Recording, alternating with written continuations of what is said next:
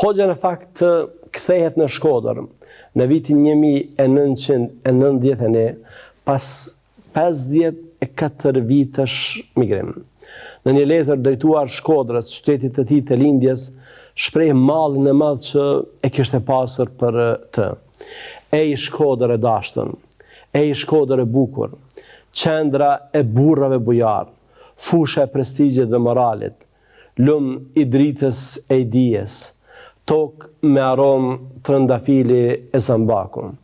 Shkodër, nëpërmjet bijve të saj, sot po të vdoj Shkodër, megjithëse je vendi që në të thitha ajrin dhe erën e jetës për herë të parë.